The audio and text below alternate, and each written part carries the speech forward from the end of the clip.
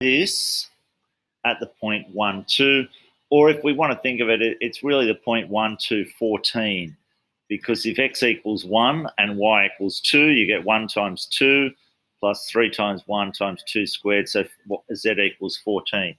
So the first thing we do, we're going to find the partial derivatives of each of these. So we're going to find the derivative with respect to f, x, y, and z.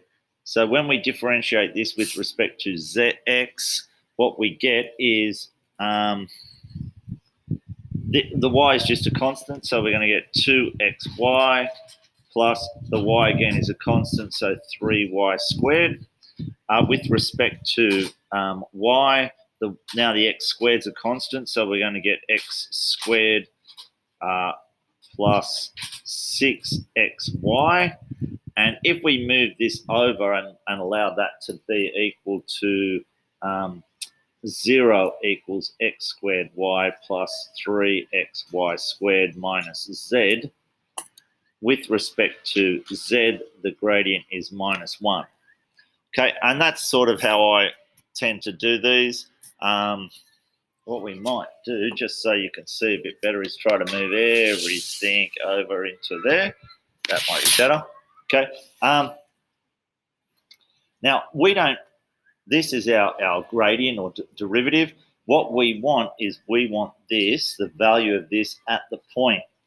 At the point when x equals 1, you're going to get, and y equals 2, this is going to be 4, or it's going to be 2 times 1 times 2 plus 3 times 2 squared, which is what, 4 plus 12 is 16. When x equals 1, you're going to get 1 squared plus 6 times 1 times 2, which is 13. And this is obviously going to be minus 1. So that is like our normal vector. This is our normal vector. Okay, so what we really want in terms of the plane, if you think of it in terms of two-dimensional stuff, in two-dimensional stuff it becomes y minus y1 equals m outside of x minus x1. And pretty much it's exactly the same here. What we're going to get is y minus y1, or if we let this equal 0, we're going to have the m. For the x, it's going to be 16 outside of x minus x1, plus the gradient is 13 outside of y minus y1, minus 1 because that's the gradient for z, outside of z minus 14. And I just like putting it in that sort of sense because it's the same. Different books do that differently. So what we get here, this isn't going to change at the front, but at the back this is going to be minus z plus 14.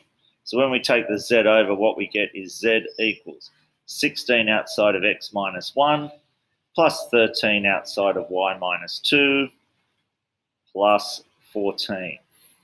And that is the equation of the tangent plane to that curve at our point 1, 2. Okay, so that's hopefully makes a sense of it. We also need to understand that this is sometimes we see that written like that. Okay, thanks.